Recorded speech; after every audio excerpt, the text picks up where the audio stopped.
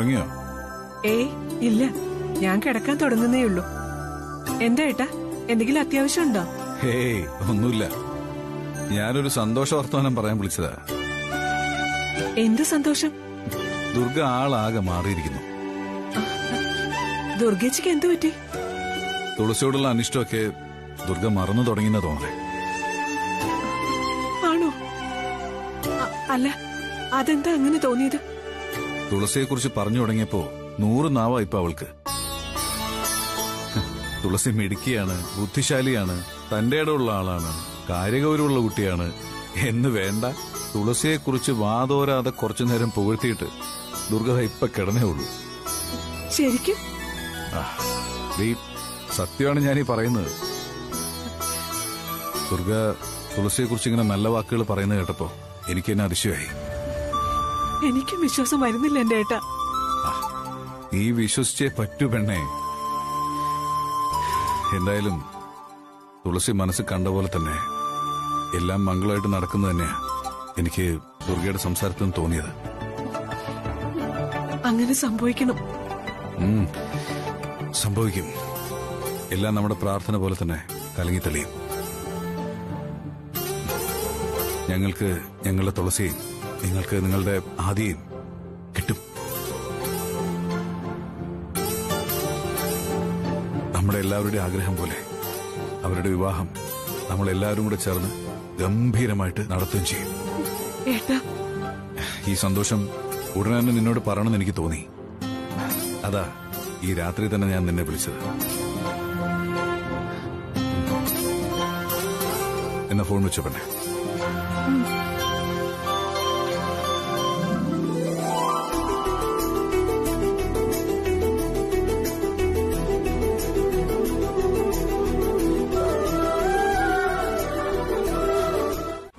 എടി കൊച്ചെ, വെറുതെ വെളിവ് കേടൊന്നും കാണിക്കല്ലേ. ഇന്നത്തെ കാല ലെക്കും ലഗാനും ഇല്ലാതെ എങ്ങോട്ടെങ്കിലും ഇറങ്ങിപ്പോയാലേ പോയ പോലെ തന്നെ തിരിച്ചു വന്നു ചേരണമെന്നില്ല. അറിയാലോ പെൺകുട്ടികൾക്ക് പറ്റുന്ന അപകടങ്ങള്. അതൊക്കെ അവിടെ നിക്കട്ടെ, നീ കാര്യം എന്താന്ന് പറ. എന്താ സംഭവിച്ചേ? സംഭവിക്കും. ഈ ഇലക്ഷൻ കഴിയുന്നതോടെ മിക്കവാറും എന്റെ ഡെഡ് ബോഡി കാണേണ്ടി വരും. എല്ലാവരും കൂടി പറഞ്ഞു മോഹിപ്പിച്ചിട്ട് അവസാനം എന്റെ ആഗ്രഹം നടന്നില്ലെങ്കിൽ ഞാൻ സൂയിസൈഡ് ചെയ്യും. ഓ അങ്ങനെ, ഇപ്പൊ കാര്യം പിടികിട്ടി. എടി ആതിരെ, നീ ഇങ്ങനെ വല്ലാതെ കാട് കയറല്ലേ. നിങ്ങളുടെ വിവാഹത്തിന് ഇവിടെ ആർക്കാ എതിർപ്പ്? വിവാഹം നടത്തിത്തരാന്ന് ദുർഗേച്ചി സമ്മതിച്ചിരിക്കല്ലേ. പിന്നെ എന്തിനാ നീ ഇങ്ങനെ ടെൻഷൻ അടിക്കുന്നേ? ടെൻഷൻ ഉണ്ട്. ആന്റിയുടെ സ്വഭാവം ആകെ മാറിപ്പോയി. ഇപ്പൊ എന്നോട് ഒരു താല്പര്യമില്ല. താല്പര്യ സ്നേഹം മുഴുവൻ ആ തുളസിയോടാ. ദുർഗേച്ചി അങ്ങനെ പറഞ്ഞോ? ഏയ് ഇല്ല, ഞാൻ കേറുന്നില്ല. മാമൻ കുറച്ച് തിരക്കില്ല. അമ്മയില്ലേ ഇവിടെ? ആ, അമ്മ സ്റ്റിച്ചിങ് സെന്റർ വരെ പോയിരിക്കുക. മാമൻ അമ്മയെ കാണാൻ വന്നതാണോ? ഹേയ് അല്ല, ഞാൻ വന്നതേ നിന്നോട് ചില കാര്യങ്ങൾ പറയാനാ. എന്താ? ഞാൻ കുറച്ചു ദിവസം ഇവിടെ ഉണ്ടാവില്ല. ഒരു ഒഫീഷ്യൽ കാര്യത്തിന് വേണ്ടി ഡൽഹിക്ക് പോവുക. ഞാൻ വരുന്നത് വരെ ഇവിടെ മറ്റൊരു പ്രശ്നം ഉണ്ടാവാതെ നീ നോക്കിക്കോണം. ഏയ് ഇല്ല, അങ്ങനെ ഒരു പ്രശ്നം ഉണ്ടാവില്ല. ഉണ്ടാവാതെ ഞാൻ ശ്രദ്ധിച്ചോളാം. അല്ല, മാമൻ എന്താ ഇപ്പൊ അങ്ങനെ പറയാൻ കാരണം? ഹേയ്, ഞാൻ പൊതുവെ ഒന്ന് പറഞ്ഞേ ഉള്ളൂ. ഈ ഇലക്ഷനൊക്കെ ആവുമ്പോഴേ എതിർകക്ഷികള് നമ്മളെ പ്രകോപിപ്പിച്ച് ഇഷ്യൂസ് ഉണ്ടാക്കാൻ നോക്കും. നീ ഇരിക്കെ. അതുകൊണ്ട് എന്ത് മൂവ്മെന്റ് എടുക്കുമ്പോഴും വെരി കെയർഫുൾ. അതൊക്കെ എനിക്കറിയാം മാമ. ഞാൻ അങ്ങനെ ഒരു കാര്യങ്ങളിലും എടുത്തുചാട്ടം കാണിക്കില്ല. മുന്നും പിന്നും ചിന്തിക്കാതെ ഒരു പ്രവൃത്തിയും എന്റെ ഭാഗത്തുനിന്ന് ഉണ്ടാവില്ല. മാമ ധൈര്യമായിട്ട് പോയിട്ട് വാ. മാമൻ തിരികെ വരുമ്പോ ഈ അന്തരീക്ഷം ഇങ്ങനെ തന്നെ ഉണ്ടായിരിക്കും. ഉറപ്പാണല്ലോ. പിന്നെ ഈ ഉമാമഹേശ്വരുടെ ആളുകള് പല വെല്ലുവിളികളും നടത്തിയെന്ന് വരും. നീ അതൊന്നും കെയർ ചെയ്യരുത്. ഇല്ലെന്നേ. ഞാനിവിടെ ഉണ്ടായിരുന്നെങ്കിൽ എന്ത് ഇഷ്യൂസ് ആണെങ്കിലും എനിക്ക് നേരിട്ട് ഇടപെടാൻ പറ്റും. ഇതിപ്പോ ഔട്ട് ഓഫ് സ്റ്റേഷൻ ആവുമ്പോ അതൊന്നും സാധിക്കില്ല. മാമൻ ഒന്നുകൊണ്ടും ടെൻഷൻ ആവണ്ട, ഞാനല്ലേ പറയുന്നത്. നിന്നെ എനിക്ക് വിശ്വാസമാണ്, എന്നാലും ഒന്ന് ഓർമ്മിപ്പിച്ചേ ഉള്ളൂ. മാമന്റെ വിശ്വാസം എന്നും ഞാൻ നിലനിർത്തിയിരിക്കും. യെസ്, അത് മതി. എന്നാ പിന്നെ ഞാൻ പോയിട്ട് വരട്ടെ. നമ്മുടെ സ്ഥാനാർത്ഥി കനകദുർഗ. മാമ, മാമൻ ഇതിനു മുമ്പും പല ഒഫീഷ്യൽ ടൂറിനും പലയിടത്തും പോയിട്ടുണ്ടല്ലോ. അന്നൊന്നും മാമൻ എന്നോട് ഇങ്ങനെ വന്ന് യാത്ര പറഞ്ഞിട്ടേ ഇല്ല. ഇപ്പൊ ഇങ്ങനെ യാത്ര പറയാനും മാത്രം എന്ത് സംഭവിച്ചു? ഈയിടെയായിട്ട് മാമൻ എന്നോടുള്ള സംസാരത്തിലും പെരുമാറ്റത്തിലും ഒക്കെ നല്ല മാറ്റമുണ്ട്. ആ പഴയ മാമനേ അല്ല, വേറൊരാളായതുപോലെയാ എനിക്ക് തോന്നുന്നത്. അതൊരു പക്ഷേ ശരിയായിരിക്കാം. അല്ല, ശരിയാണ്. അതിന് കാരണവും നീ തന്നെയാണ്. നിന്റെ ഈ പക്വത നിറഞ്ഞ പെരുമാറ്റം, സ്നേഹം, കാര്യപ്രാപ്തി, ഇതൊക്കെ ഞാൻ കൂടുതൽ മനസ്സിലാക്കിയപ്പോ സ്വാഭാവികമായിട്ടും എനിക്ക് നിന്നോടുള്ള സമീപനത്തിൽ മാറ്റം ഉണ്ടായി. പിന്നെ ഒരു പ്രത്യേക വാത്സല്യം. ഞാനിപ്പോ നിന്നെ കാണുന്നത് എന്റെ അനന്തരവളായിട്ടോ ഭാവിയിൽ എന്റെ മരുമകളായിട്ടോ ഒന്നുമല്ല, എന്റെ മകളായിട്ടാ. ആ, അത് കൊള്ളാം. പക്ഷേ എത്രമാത്രം മാമൻ എന്നെ മകളായി കണ്ടാലും ആദ്യം എന്നെ വിവാഹം കഴിക്കുമ്പോ എന്റെ സ്ഥാനം പിന്നെയും മരുമകളുടേത് തന്നെ ആവില്ലേ?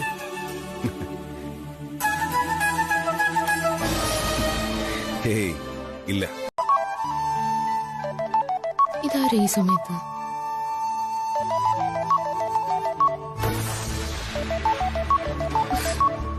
ഇയാൾ എന്തിനാ എന്നെ കിടന്ന് വിളിക്കുന്നത്? ഹലോ, സുഖമാണോ തുളസി? എന്റെ സുഖവിവരം അറിഞ്ഞിട്ട് എന്തിനാ വിളിച്ച കാര്യം പറ. അങ്ങനെ ചൂടാവല്ലേ, ഞാനൊരു പാവാണേ. എന്നോടുള്ള സംസാരത്തിൽ ഇത്തിരി മയൊക്കെ ആവാം. നിങ്ങൾക്കിപ്പോ എന്താ ആവശ്യം? ഞാനൊരു പ്രധാനപ്പെട്ട കാര്യം അറിയിക്കാൻ വേണ്ടിയാ വിളിച്ചത്. പറയൂ. നിങ്ങളുടെ കുടുംബവുമായിട്ട് ബന്ധപ്പെട്ട ഒരു പ്രധാന വിവരം ഞാൻ അറിഞ്ഞു. പ്രധാന വിവരം? ഒരു ഡോക്ടർ ഇന്ദുവിനെ തുളസിക്ക് പരിചയമുണ്ടോ? ആ ഇന്ദു ഡോക്ടർക്ക് അറിയാവുന്നൊരു രഹസ്യമാണത്. ഇന്ദു ഡോക്ടർക്ക് അറിയാവുന്ന രഹസ്യം? അതെന്ത് രഹസ്യം?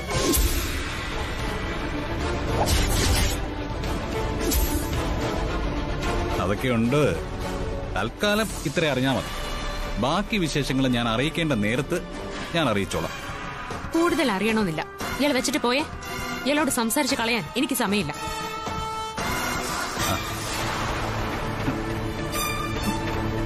മോളെ, ആരാ വിളിച്ചത്? അതാ ശ്രീഹരിയാ. എന്താ പ്രശ്നം? അയാൾക്ക് എന്തോ ഭ്രാന്താണെന്ന് തോന്നുന്നു. നമ്മുടെ കുടുംബമായിട്ട് ബന്ധപ്പെട്ട എന്തോ രഹസ്യം അയാൾക്ക് അറിയാത്ര.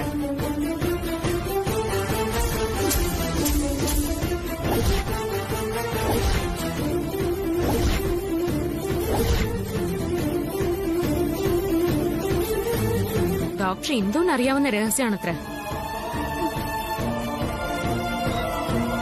ഈശ്വര, എന്നെ വിരട്ടാൻ വേണ്ടിയുള്ള എന്തോ നമ്പറാ.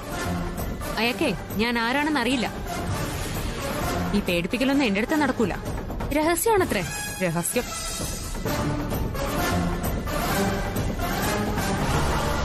ആ വിദ്യയൊക്കെ അയാളുടെ കയ്യിൽ വെച്ചിരുന്നാ മതി.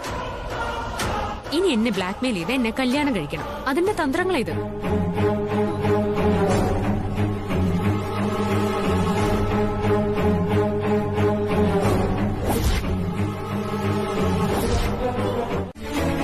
ദുർഗാന്റി, ദുർഗാന്റി, ദുർഗാന്റി. എന്താ അതിരെ? എന്താ കാര്യം? നീ എന്തിനാ ഇങ്ങനെ നിലവിളിക്കുന്നേ? അത് ഇത് നോക്കിയേ. എന്താ ഇത്? ഭീഷണിക്കത്താ. ഭീഷണിക്കത്തോ? ആരുടെ? ദുർഗാ കൃഷ്ണപ്രസാദ്, നിങ്ങളുടെ ദിവസം എണ്ണപ്പെട്ട് കഴിഞ്ഞു. ഏത് നിമിഷവും നിങ്ങൾ കൊല്ലപ്പെടാം. അയ്യോ,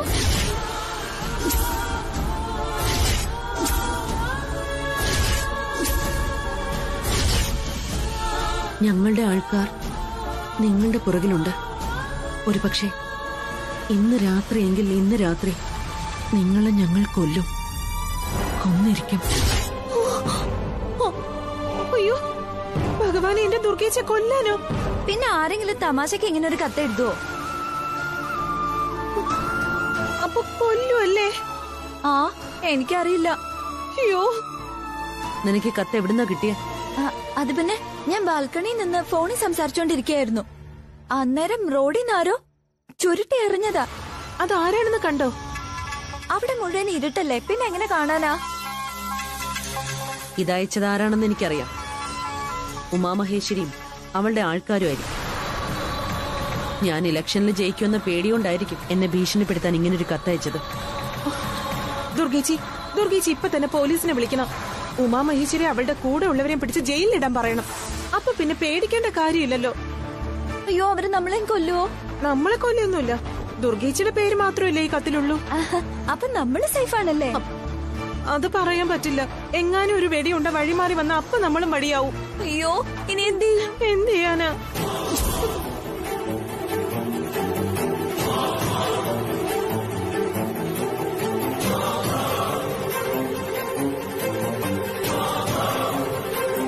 ഒരു കാര്യം ചെയ്യാം, തുളസിയുടെ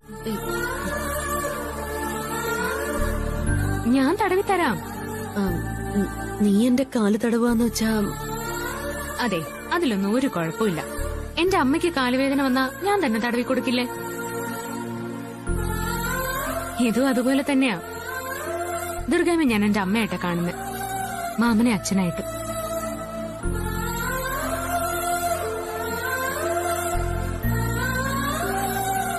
ഞാൻ തടവി തരാം.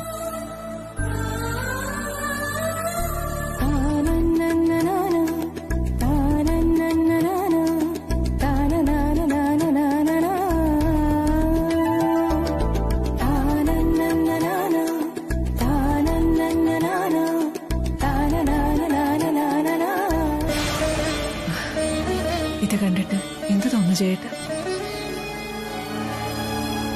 സ്വന്തം അമ്മയാണെന്നറിയാതെ മോളും പരിചരിക്കുന്നു. തന്നെ പരിചരിക്കുന്ന മോളാണെന്ന് അമ്മയെ അറിയുന്നില്ല. എങ്കിലും ദൈവം ദുർഗേച്ചിക്കും തുളസിക്കും ഇങ്ങനൊരു ഭാഗ്യം കൊടുത്തല്ലോ. എനിക്കിത് കണ്ടിട്ട് കണ്ണ് നിറയുന്നു. ഇത് കണ്ടിട്ട് എന്റെ ഉള്ളം എങ്ങ് സന്തോഷം കൊണ്ടാണോ സങ്കടം കൊണ്ടാണോ അറിയില്ല. പാപ്പാ,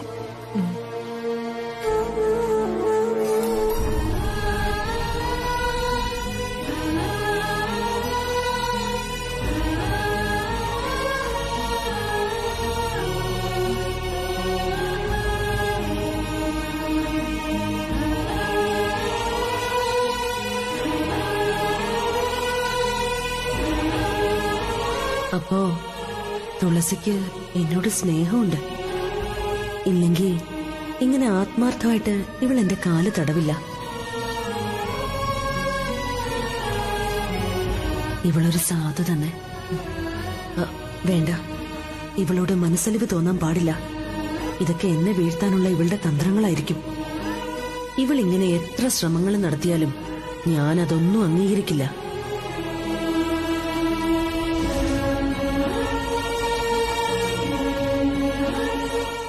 ഹായ് ആന്റി. ചന്ദ്രദാസേ, നീ ഇപ്പൊ എവിടാ? മുംബൈയിലോ ഡൽഹിയിലോ? ഞാനിപ്പോ മുംബൈയിലാ ആന്റി. ഇവിടുത്തെ ബിസിനസ് മീറ്റിംഗ് കഴിഞ്ഞപ്പോ ലേറ്റായി. സോ ഡൽഹിയിലേക്കുള്ള യാത്ര നാളത്തേക്ക് മാറ്റിവെച്ചു. നാളെ മോർണിംഗ് ഫ്ലൈറ്റിൽ ഞാൻ ഡൽഹിയിലേക്ക് പോകും. അവിടെ എത്ര ദിവസം കാണും? ഐ തിങ്ക് ഒരു 3 ദിവസം. അത് കഴിഞ്ഞാൽ ഞാൻ അങ്ങെത്തും. അവിടെ എന്താ വിശേഷം? ഓ, ഇവിടെ പ്രത്യേകിച്ച് വിശേഷമൊന്നുമില്ല. ആന്റി, ആതിരയുടെ വിവാഹം ഉടനെ നടത്താനുള്ള നടപടി ഉണ്ടാവണം. എനിക്ക് അമേരിക്കയിൽ നിന്ന് കോൾസ് വന്നോണ്ടിരിക്കുക. ഞാനില്ലാത്തതിന്റെ പ്രശ്നങ്ങൾ അവിടെ നടക്കുന്നുണ്ട്. അതുകൊണ്ട് വിവാഹം എത്രയും പെട്ടെന്ന് നടത്തിയിട്ട് അത്രയും വേഗത്തിൽ എനിക്ക് തിരിച്ചു പോകണം. ഇല്ലെങ്കിൽ ഇറ്റ്സ് എ ബിഗ് ലോസ്. ആഹാ, അതെ, എലക്ഷൻ കഴിയട്ടെ എന്നല്ലേ ദുർഗ പറഞ്ഞിരിക്കുന്നേ. അതുവരെ നീ ഒന്ന് ക്ഷമിക്കേ. ഇനി കുറച്ചു ദിവസത്തെ കാര്യമല്ലേ ഉള്ളൂ. ഇല്ലാണ്ടി ഞാൻ ഓക്കെ, ഐ വെയിറ്റ്. ഓക്കെ, പക്ഷെ അധികം വൈകിയാൽ എന്റെ പ്ലാൻ മുഴുവനും തെറ്റും. പിന്നെ ഈ കല്യാണത്തെക്കുറിച്ച് എനിക്ക് റീതിങ്ക് ചെയ്യേണ്ടി വരും. അതിന്റെ ഒന്നും ആവശ്യമില്ല. ഈ ഇലക്ഷൻ കഴിഞ്ഞാലുടൻ ആദിയും ആതിരയും തമ്മിലുള്ള വിവാഹം നടന്നിരിക്കും. ഈ മംഗളയാ പറയുന്നേ. ശരി, അത് മതി ആന്റി. Anyway, thank you. നിനക്കവിടെ സുഖമാണോ? Oh, I am okay. Good night. Thank you. അപ്പൊ ഒരു ആക്രമണം ഉണ്ടായില്ലേ? ഓഹോ, അതാണോ ഇപ്പൊ വിഷമം? അല്ല, അതല്ലേ ഇപ്പൊ പറഞ്ഞത്, ഒന്നും ഉണ്ടായില്ലെന്ന്.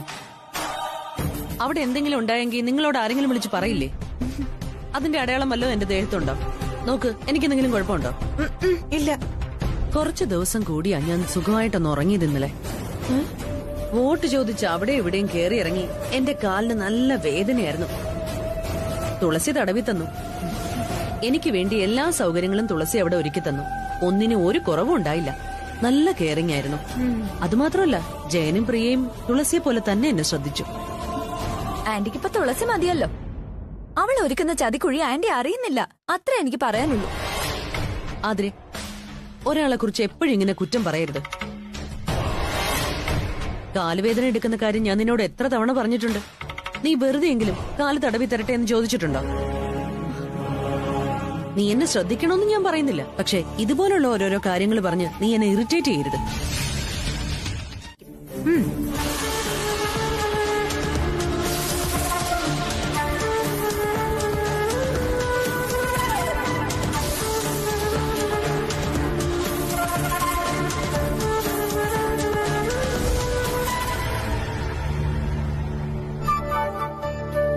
ശരി ശരി. ആതിരെ, ഈ സാരി മതിയോ? പിന്നെ സൂപ്പർ. അല്ലെങ്കിലും ഈ സാരിയിലെ ദുർഗേച്ചിയെ കാണാൻ നല്ല രസാ. എന്റെ സുലു, ഈ പട്ടുസാരിയൊക്കെ കൊടുത്ത ആൾക്കാരുടെ മുമ്പിൽ വോട്ട് തെണ്ടിയിട്ട് അവസാനം തോറ്റുപോയാ ഉള്ള ഗമ കൂടെ പോയി കിട്ടും. ആന്റിയെ ജയിപ്പിച്ച് അടങ്ങുന്ന തുളസി ശബ്ദം എടുത്തിരിക്കല്ലേ. പിന്നെ എന്തിനാ ആന്റി ടെൻഷൻ ആവുന്നേ? അവൾ ആന്റിയെ വിജയിപ്പിച്ചെടുക്കില്ലേ? തുളസി ശബ്ദം എടുത്തിട്ടൊന്നും ഒരു കാര്യമില്ല. അതിരെ ദുർഗേച്ചി ജയിക്കണമെങ്കിൽ നാട്ടുകാർ തന്നെ വിചാരിക്കണം. അല്ലാതെ ദുർഗേച്ചിയെ വിജയിപ്പിക്കാനുള്ള മാജിക് ഒന്നും തുളസിയുടെ കയ്യിലില്ല.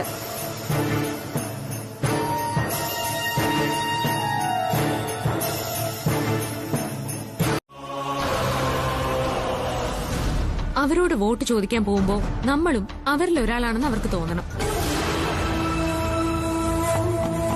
ദുർഗാമ്മ രാഷ്ട്രീയ നേതാക്കളെ ശ്രദ്ധിച്ചിട്ടില്ലേ? അവര് ചിലപ്പോ കോടീശ്വരന്മാരായിരിക്കാം. പക്ഷെ സമ്പത്തിന്റെ അടയാളമൊന്നും അവരുടെ പെരുമാറ്റത്തിൽ അവർ കാണിക്കാറില്ല. എന്താ കാരണം? ദുർഗാമ്മ അത് ചിന്തിച്ചിട്ടുണ്ടോ? എന്തെങ്കിലും തരത്തിൽ ആർഭാടം കാണിച്ച ജനങ്ങൾ അവരെ വേണ്ട രീതിയിൽ സ്വീകരിക്കില്ല എന്നും ജനങ്ങളുടെ അടുത്തുനിന്ന് അവരകന്നു പോകുന്നും അവർക്കറിയാം.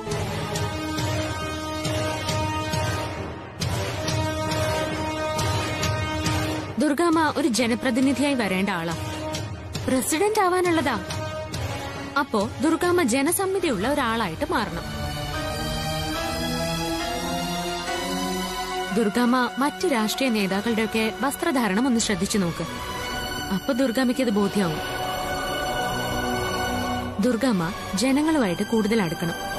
അവരെ സ്വാധീനിക്കാൻ ദുർഗാമ്മയ്ക്ക് കഴിയണം.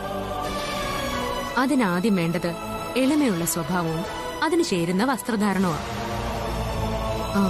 ഞാൻ പറഞ്ഞത് ശരിയല്ലേ?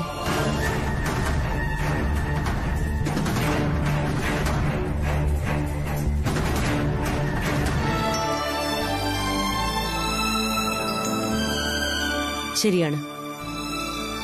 ഇപ്പോഴാ തുളസി പറഞ്ഞതിന്റെ ഗൗരവം എനിക്ക് മനസ്സിലായത്.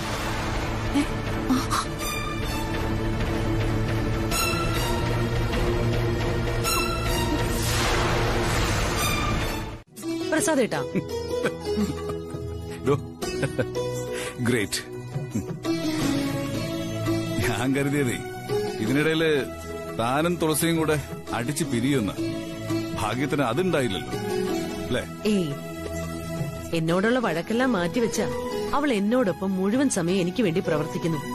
ഞാനും അങ്ങനെ തന്നെയാ. ഇലക്ഷൻ കഴിയുന്നത് വരെ അവളെ പിണക്കാതെ കൊണ്ടുപോയല്ലേ പറ്റൂ. എടോ, അപ്പൊ അത് കഴിഞ്ഞ നിങ്ങൾ വീണ്ടും വഴക്ക് തുടങ്ങുന്നാണോ? എടോ, തനിക്ക് ഇതുപോലെ അങ്ങ് തുടർന്നൂടെ? അതിനെപ്പറ്റി ഇപ്പൊ ഒരു ഡിസ്കഷൻ വേണ്ട. പക്ഷേ തുളസിക്ക് എന്നോട് സ്നേഹവും ബഹുമാനവും ആത്മാർത്ഥതയൊക്കെ ഉണ്ടെന്ന് എനിക്ക് ബോധ്യമായി. അല്ലെങ്കിൽ കഴിഞ്ഞ ദിവസം ഭീഷണിക്കത്ത് വന്ന നേരത്ത് ഞാൻ വിളിച്ച ഉടനെ അവൾ ഓടി വരുമോ? എന്നെ ആരെങ്കിലും കൊല്ലാൻ വന്നിരുന്നെങ്കിൽ ഒരു ആൺകുട്ടിയെ പോലെ അവൾ അവരെ എതിരിട്ടേനെ.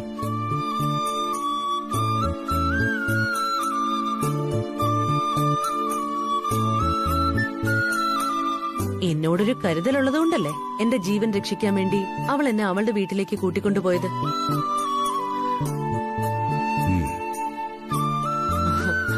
അവിടെ ചെന്നിട്ടോ എനിക്കൊരു കുറവും വരുത്താതെ അവൾ എന്റെ കൂടെ തന്നെ ഉണ്ടായിരുന്നു.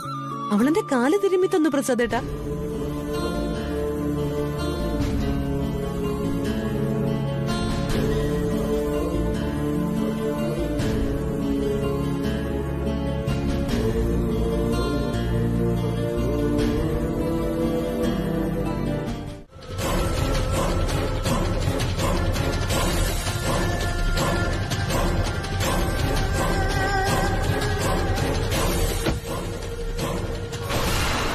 എന്തൊക്കെയുണ്ട് കൃഷ്ണ തുളസി?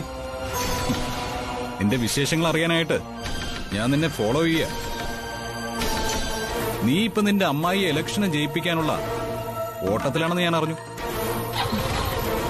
ഏയ് നിർത്ത്. നമുക്കൊരു ഇത്തിരി നേരം സംസാരിച്ചിട്ട് പോവാന്നേ.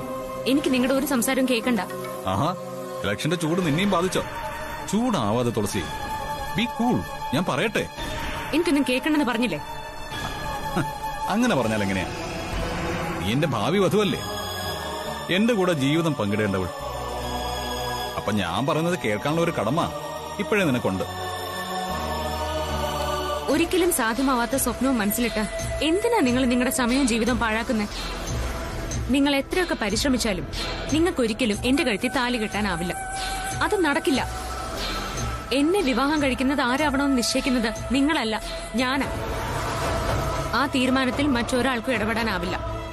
ഇനി ആരൊക്കെ പറഞ്ഞാലും എന്റെ ആ തീരുമാനം മാറാനും പോകുന്നില്ല.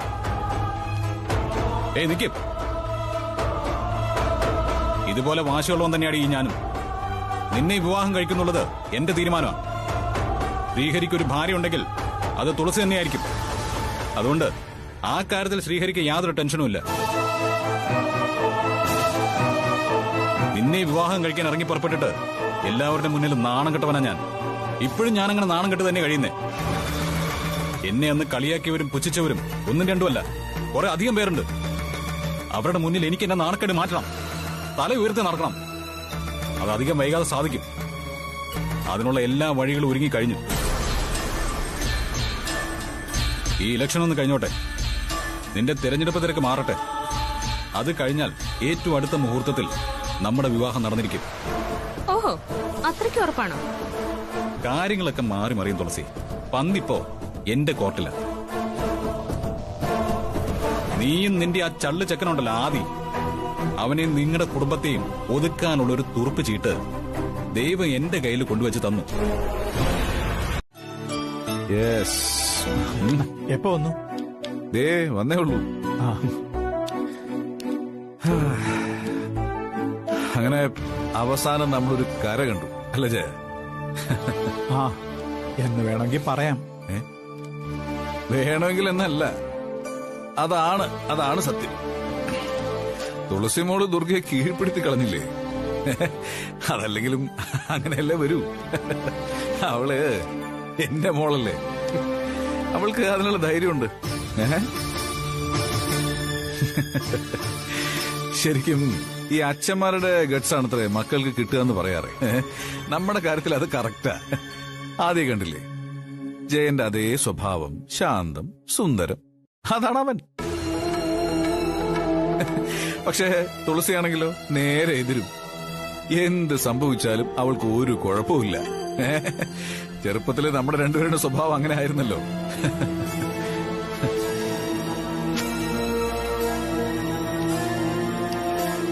എന്താ ജയ, എന്തു പറ്റി? ഒന്നുമില്ല. എന്തെങ്കിലും പ്രശ്നമുണ്ടോ? ഉണ്ണി പറ. ഒന്നുമില്ല പ്രസ. അല്ല, അവളവിടെ പ്രിയ എന്റെ കാറിന്റെ ശബ്ദം കേട്ട ഓടി വരുന്ന ആളാ. നീ പെണ്ണേ, നിന്റെ ഏട്ടൻ വന്നിട്ടുണ്ട്. ഒരു സ്പെഷ്യൽ കോഫി എടുത്തോ. നിന്റെ കെട്ടിയവന് കൊടുക്കുന്ന പോലെ അല്ല, സ്ട്രോങ് കോഫി വിത്ത് ഷുഗർ. ആളകത്തില്ലേ? എന്ന് പോയി നോക്കട്ടെ. പെണ്ണേ പ്രസ, പ്രിയ ഇവിടെ ഇല്ല. എവിടെ പോയി? അമ്പലത്തിൽ പോയിരിക്കുക. അവൾക്ക് നല്ല ടെൻഷനുണ്ട്. ടെൻഷനോ? എന്തിന്? നമ്മുടെ മുമ്പിൽ ഇനി തടസ്സങ്ങളില്ലല്ലോ. ഈ ഇലക്ഷൻ എന്ന് പറയുന്ന പരിപാടി നമ്മുടെ മുമ്പിൽ വന്ന് പെട്ടതേ നമുക്ക് ലക്ഷ്യത്തിലെത്താനുള്ള ഒരു വലിയ ചാൻസായി. ഇലക്ഷനിൽ ദുർഗേച്ചി ജയിച്ചില്ലെങ്കിൽ? ജയിച്ചാലും തോറ്റാലും തുളസി ഇപ്പൊ ദുർഗയ്ക്ക് പ്രിയപ്പെട്ടവളായി കഴിഞ്ഞു. ദുർഗയ്ക്കൊരു പ്രത്യേകതയുണ്ട്. അവള് സ്നേഹിച്ച ചങ്ക് പറിച്ച് കൂടെ നിൽക്കും. വെറുത്താലും അത് തന്നെയാ സ്ഥിതി. അല്ല, ഞാൻ പ്രത്യേകം പറയണ്ടല്ലോ. നല്ലൊരു കോഫി കുടിക്കാന്ന് വെച്ചാൽ ഞാൻ ഇങ്ങോട്ട് വന്നു. ഇനിയിപ്പോ എന്താ ചെയ്യാ? മിസ്റ്റർ ജയശീലൻ പോലീസ്, നമുക്കൊരു കോഫി ഉണ്ടാക്കിയ വാടോ. നല്ലൊരു കോഫി കുടിച്ചാൽ തന്റെ ഈ മൂഡ് ഓഫ് ഒക്കെ മാറും. Cool man. ഇനി നമുക്ക് ചർച്ച വിത്ത് കോഫി. ഓക്കെ, വാടോ. ഞങ്ങൾ ഒത്തിരി അനുഭവിച്ചവരാ. ഓരോ പ്രശ്നങ്ങൾ ഉണ്ടാവുമ്പോഴൊക്കെ ഉരുകിയാ ഞങ്ങൾ കഴിഞ്ഞിരുന്നേ. എന്റെയും പ്രിയയുടെയും അന്നത്തെ അവിവേകം, ഞങ്ങൾക്കുണ്ടാക്കിയ സങ്കടങ്ങളുടെ ആഴം പ്രസയ്ക്ക് എത്രത്തോളം മനസ്സിലാവുമെന്ന് എനിക്കറിയില്ല. ജയ, ആ സങ്കടമായിരുന്നു എന്റെ ജീവിതത്തിലെ, അല്ല എന്റെയും ദുർഗയുടെയും ജീവിതത്തിലെ സന്തോഷം. മറ്റുള്ളവർക്ക് വെളിച്ചമാവാൻ സ്വയം എരിയുന്ന ചില മനുഷ്യരുണ്ട് ഈ ലോകത്ത്. മഹാത്മാക്കളെന്നാ നമ്മൾ അവരെ വിളിക്കാറ്. ആ കൂട്ടത്തില് നിങ്ങൾ രണ്ടുപേരും. സ്വന്തം മകനെ പോലും മാറ്റി നിർത്തിയവർ. ദുർഗയുടെ ജീവന് നിങ്ങൾ കൽപ്പിച്ച വിലയായിരുന്നു ആ ത്യാഗം. പക്ഷേ ഇപ്പോ എന്റെ മനസ്സിൽ ആ ത്യാഗത്തിന്റെ വിലയ്ക്ക് വലിയ സ്ഥാനവും തോന്നുന്നില്ല. ആരോർക്കാനാ അത്? എന്ത്? എന്താ പറഞ്ഞേ? ആരോർക്കാനോ? മരിക്കുവോളം മറക്കാനാവാത്ത കടപ്പാട് നൽകിയിട്ട് ആരോർക്കാനെന്നോ? എന്റെ മോള് തുളസി, അവളുകൂടി എന്നെ മറക്കും. സ്നേഹിക്കേണ്ട കാലത്ത് സ്നേഹിക്കാതെ ഉപേക്ഷിച്ചതിന്റെ പേരിൽ. ആ മതി ദുർഗാമ്മ, മതി. നീ ചൂല് താഴെ ഇടരുത്. നീയും കൂടെ നിക്കണം. നിങ്ങൾ എല്ലാവരും ഇവിടെ തൂത്തോണ്ടേയിരിക്കണം. കണ്ടില്ലേ, ഇവിടെ ഫുൾ ഇനിയും ചവറുകളുണ്ട്. അത് മുഴുവനും വൃത്തിയാക്കണം. ഇല്ലെങ്കിൽ അത് നാണക്കേടാവും. നിങ്ങൾ ഇത് വൃത്തിയാക്കുന്ന നേരത്ത് ഞാനും ദുർഗാമ്മയും കൂടെ കുറച്ച് വീടുകളിലൂടെ കയറിയിട്ട് വരാം. ശരി. എനിക്ക് വയ്യ. നിങ്ങൾ നിർത്തിയെങ്കിൽ ഞാനും നിർത്തും. ഞാനിതൊന്നും ക്ലീൻ ചെയ്യില്ല. ഓ, എന്നാ പിന്നെ ഒരു കാര്യം ചെയ്യും. നീയും ദുർഗാമ്മയും ചേർന്ന് പ്രചാരണം നടത്ത്. ഞാനില്ല, ഞാൻ പോവാ. തുളസി, തുളസി, നീ ഇങ്ങനെ പിണങ്ങി പോരുത്. പിന്നെ ഞാൻ എന്ത് ചെയ്യണം ദുർഗാമ്മ? ഈ ഇലക്ഷൻ പ്രചരണം എങ്ങനെ നടത്തണമെന്ന് എനിക്ക് നന്നായിട്ട് അറിയാം. അതുകൊണ്ടാ ഞാൻ ഓരോരുത്തർക്കും ഓരോ ജോലി ഏൽപ്പിക്കുന്നത്. ഇത് അതിനോടൊന്നും സഹകരിക്കാൻ പറ്റില്ല എന്ന് വെച്ചാൽ എന്താ ചെയ്യാ? ഞാൻ പോവാ. നീ പോണ്ട.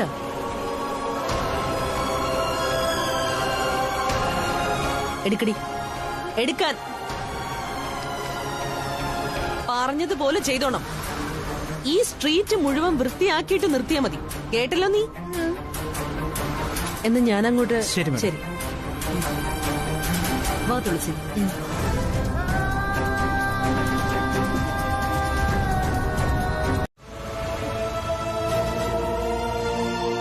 തുളസി മനഃപൂർവ്വം ദുർഗേച്ചിയെ പരാജയപ്പെടുത്തിയാണെന്ന് വ്യാഖ്യാനിക്കും. തുളസിക്കില്ലാത്ത കുറ്റങ്ങളുണ്ടാവില്ല. തുളസിയും ദുർഗേച്ചിയും തമ്മിൽ നിലനിന്നിരുന്ന ശത്രുത പഴയതിലും കൂടും. നമ്മുടെ പ്രതീക്ഷകളും താളം തെറ്റും. ഒരുപക്ഷെ പിന്നീട് ഒരിക്കലും നമുക്ക് ആദ്യം മകനായി കിട്ടിയെന്ന് വരില്ല. വേണ്ട, ഇങ്ങനെയൊന്നും പറയരുത്. ഇങ്ങനെയൊന്നും ചിന്തിക്കണ്ട. ദുർഗേച്ചി ജയിക്കുമല്ലോ. പിന്നെ എന്തിനാ ജയട്ടെ ഇങ്ങനെ ഒരു ചിന്ത? എല്ലാം നന്നായിട്ട് വരും. തുളസി മോള് പ്രതീക്ഷിക്കുന്നത് പോലെ തുളസി മോളും ആദ്യമോനും തമ്മിലുള്ള വിവാഹവും നടക്കും. ആദ്യമോനെ നമുക്ക് തിരിച്ചും കിട്ടും. അങ്ങനെ ചിന്തിച്ചാൽ മതി. അത് മതി ചേട്ട. ഇലക്ഷന് മുമ്പ് ഞാനും അവളും തമ്മിൽ നല്ല ശത്രുതയിലായിരുന്നല്ലോ. ഞാനും അവളും തമ്മില് അങ്ങോട്ടും ഇങ്ങോട്ടും ഒന്നിനും വിട്ടുകൊടുക്കാറില്ലായിരുന്നു. ആ ശത്രുതയൊക്കെ അവൾ ഒരു ദിവസം കൊണ്ട് മറക്കുവോ?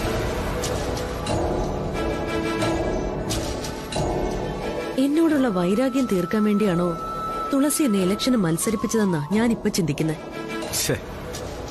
ഇടോ, തന്നോടുള്ള ശത്രുത തീർക്കാൻ തന്നെ എന്തിനാ ഇലക്ഷന് മത്സരിപ്പിക്കുന്നത്? ഇലക്ഷനില് എന്നെ നിർത്തി പരാജയപ്പെടുത്തിയാ അത് തുളസിയുടെ വിജയമാവുമല്ലോ. അതില് അവൾക്ക് ആഹ്ലാദിക്കാലോ. എടോ, ഇതൊക്കെ തന്നെ അനാവശ്യ ചിന്തകളാണ് ദുർഗ. അങ്ങനെ ഒരിക്കലും ഉണ്ടാവില്ല. തുളസി തന്നെ ചതിക്കില്ല. പ്രസാദേണ്ണ അത് ഉറപ്പാണോ? ഇലക്ഷന്റെ റിസൾട്ട് വന്നതിന് ശേഷം താൻ തുളസിയെ കുറ്റപ്പെടുത്തും. റൈറ്റ്?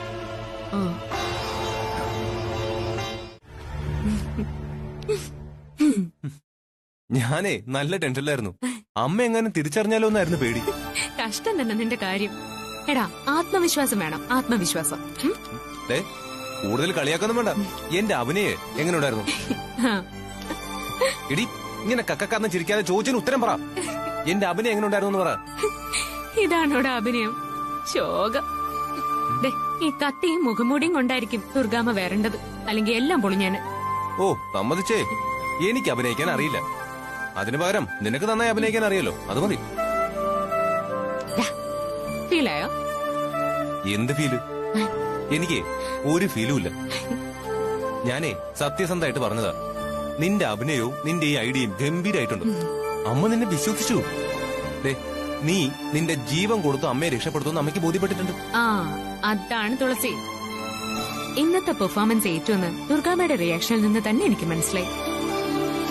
ശരിക്കും നീ വന്നപ്പോഴും അമ്മയ്ക്ക് ശ്വാസം നേരെ വീണത്. നമ്മൾ ഇനി ഇവിടെ നിന്ന് ശരിയാവില്ല. വേഗം പോളിംഗ് ബൂത്തിലെത്തണം. ഇല്ലെങ്കിൽ ആ ഉമാമഹേശ്വരി അവിടെ എന്തെങ്കിലും തിരിമറികൾ നടത്താൻ സാധ്യതയുണ്ട്. എടി എടി ഇതൊക്കെ എന്ത് ചെയ്യണം? അത് നീ എടുത്തു വെച്ചോ, ആവശ്യം വരും. ഇതുവരെയുള്ള നിലവാരം അനുസരിച്ച് നമുക്ക് എത്രമാത്രം സാധ്യതയുണ്ട്? ടെൻഷനാണ് ഏട്ടാ. ടെൻഷനോ? എന്തിന്? നമ്മൾ പ്രതീക്ഷ പോലെയല്ലേ കാര്യങ്ങൾ നീങ്ങുന്നത്? അങ്ങനെ വേണം കരുതാൻ. നീ എന്താ ഈ പറയുന്നത്? പിന്നെ എന്തിനാ നമ്മൾ ഇത്രമാത്രം കഷ്ടപ്പെട്ട് ഇലക്ഷൻ പ്രവർത്തനം നടത്തിയത്? എല്ലാം പാഴായി പോകുന്ന തോന്നുന്നത്. ഉമേ, നീ എന്നെ കൂടെ ടെൻഷൻ അടുപ്പിക്കരുത്. എത്ര രൂപയാണ് ഇലക്ഷന് വാരി ചെലവാക്കിയെന്ന് നിനക്ക് വല്ല കണക്കുണ്ടോ? ലക്ഷങ്ങളാ ഒഴുക്കിയത്. പണത്തിന് പണം, മദ്യത്തിന് മദ്യം. അതും പോരാഞ്ഞിട്ട് നിന്റെ ഒടുക്കത്തെ ഐഡിയ അനുസരിച്ച് ക്ലോക്കും വിതരണം ചെയ്തു. അവസാനം ഇതെല്ലാം കൂടെ ഓടാത്ത ക്ലോക്ക് പോലെ ആവോ? ഏട്ടൻ എന്നോട് ചൂടായിട്ട് എന്ത് കാര്യം? പണവും മദ്യവും ക്ലോക്കും ഒക്കെ കൊടുക്കുമ്പോ എല്ലാവരും എനിക്ക് വോട്ട് തരുമെന്ന് കരുതി.